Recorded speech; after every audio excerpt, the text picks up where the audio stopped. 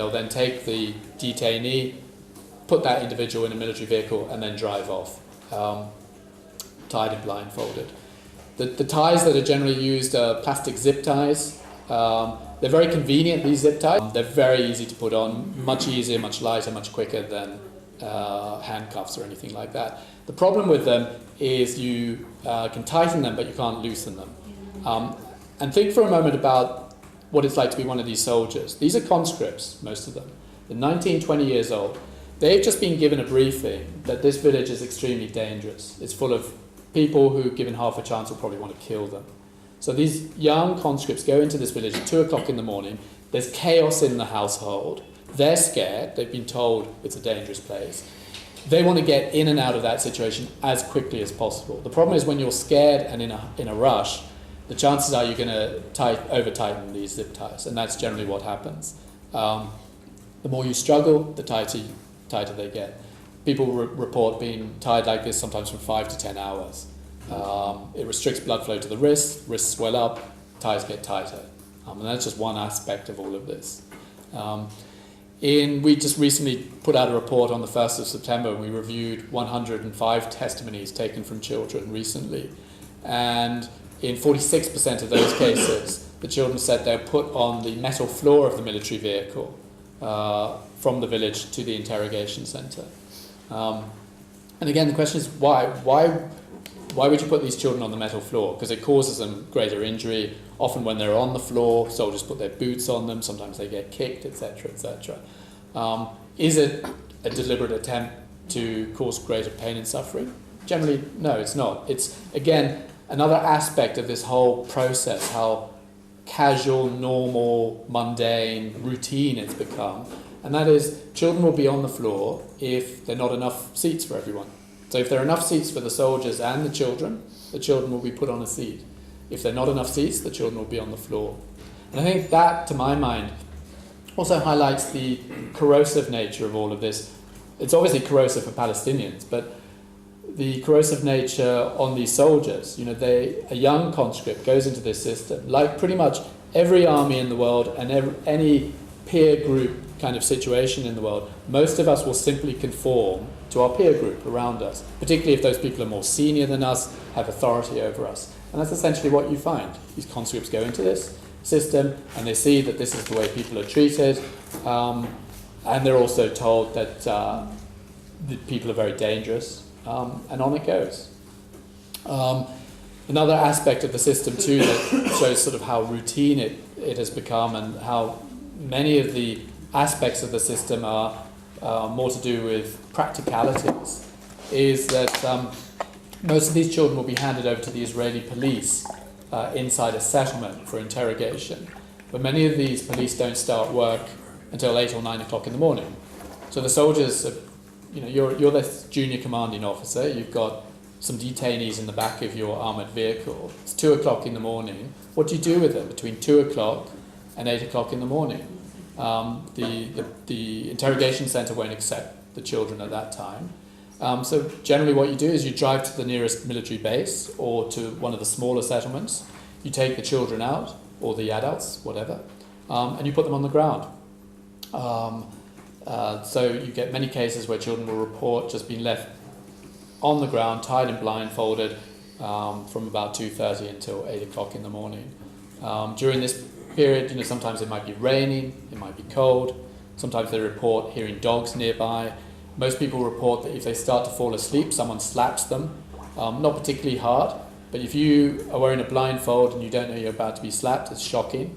And the whole purpose of that is so the children are sleep deprived by the time they get to the interrogation centre.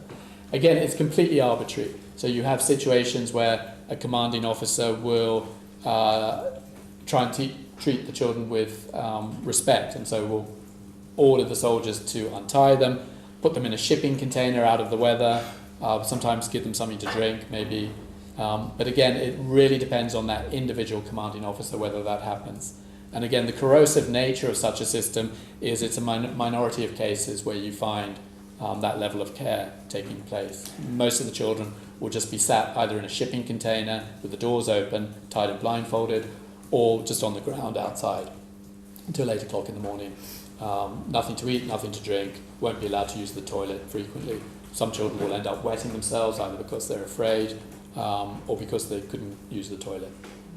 8 o'clock in the morning, put back in the military vehicle, taken to the interrogation centre, which will be inside one of the larger settlements, Ariel in the north, typically, Gush Etzion in the south, Binyamin near Ramallah, and then handed straight over to a police interrogator. So that child will be led in, tied and blindfolded, sat on a chair, blindfold removed. Quite frequently the ties will remain tied during the interrogation. Now, at that point in time, the child's been detained now for 6 to 8 hours or so, frequently tied that entire period, blindfolded that entire period, may not have had anything to eat or drink, may not have used the bathroom. The most disturbing thing reported by the children is, in the majority of cases, they know that their parents weren't told where they were going to be taken. So that has a profound psychological effect when you know nobody friendly knows where you're being held. Under military law, the children have the right to silence, and they're supposed to be able to consult with a lawyer before they're interrogated. Those rights are very rarely respected. Very rarely is a child told he has the right to silence. Sometimes you find children are told they have the right to consult with a lawyer, but then they're interrogated immediately, so they don't get the opportunity to consult with a lawyer prior to their interrogation. The interrogator then will simply essentially do what is necessary to get a confession out of that child. And it's not really that difficult when you've been through a system, even if you're as an adult, if you've been through the system I've just described, you're sleep deprived, you're scared, you're probably bruised, you've probably been slapped around a little bit, your hands are very painful, you don't know what's going to happen to you, you know your parents don't know where you are, you're sleep deprived. Psychologically, you're in a very weakened state. And the interrogators will use that. Frequently, just shouting and threatening a child will be enough to get a confession. Sometimes it's physical, slapping, kicking, that sort of thing.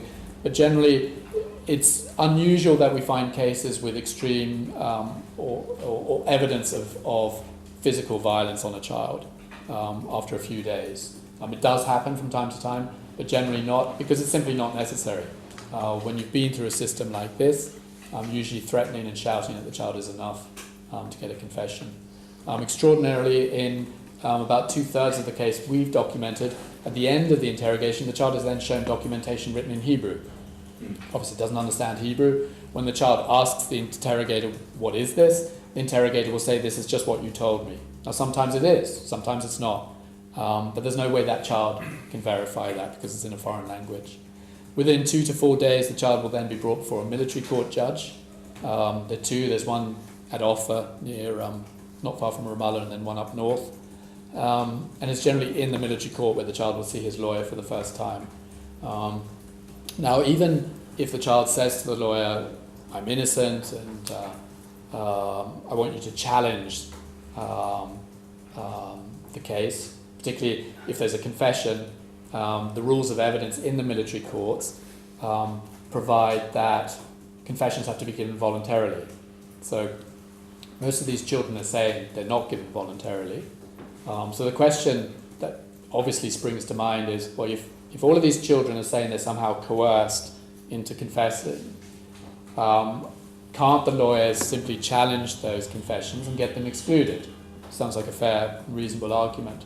Now technically that can happen, but the reason it doesn't happen in practice is because the overwhelming majority of children are denied bail. So what that means is, let's say a child comes to the lawyer and says, I'm innocent, what can you do for me? The lawyer will tell that child, okay, I know you say you're innocent, but if you plead guilty, you'll get 2 to 3 months in prison, on average, first offence throwing stones. If you want us to challenge the system because you say you were coerced, etc., you'll be denied bail in almost all certainty, which means you'll remain in prison until your case comes on for final hearing before the judge. That case is not going to come on for final hearing generally for 4 to 6 months. So take 2 to 3 months, plead guilty, even though you say you're innocent, or sit in prison for 4 to 6 months, and then after that period, you'll come before a military court judge who will have to decide, is the interrogator lying or is the Palestinian child lying? And you know which way that's going to go. And so that's why very, very rarely will anyone actually challenge the system, even if they say they're innocent? For the simple reason, the quickest way to get out of the system is to plead guilty, unless you're facing, a long time in jail, in which case you might as well just roll the dice. Now that aspect of the system partly explains the conviction rate. According to the military authorities themselves, the conviction rate is 99.74% conviction rate. 99.7? Yeah, conviction rate. Now another aspect of the system is that in 90% of the cases involving adults and around 50% of the cases involving children, they're transferred to prisons inside Israel in violation of 4th Geneva Convention, Article 76. But that's the way, that has never seemed to stop anyone around here. A lot of people ask, if you treat people like this, if you put children through a system or young adults through a system like this, isn't that just a great way of recruiting for Hamas or one of the armed wings? Now, you can find some examples of that, but the answer generally is no. What happens is most of the children come out with some form of post-traumatic stress disorder. And their response is they never want to see another soldier again in their lives. If they hear soldiers have entered their village, they will run home because they don't want to have any contact with the military, because they know they'll come off second best. Now, getting back to where I started, if you're that junior military commander and there's some resistance coming from this village and you hit that village night after night after night, you round people up, you put them through this system, and they come out with a level of trauma so that they never want to see you again, you've done your job. And that, to my mind, perfectly explains why the casualty rates are so low in the West Bank. When you have that extraordinary situation where you have 400,000 civilians, Israeli civilians, in occupied territory with such low casualty rates. And like I said before, try doing that in Afghanistan and see what happens.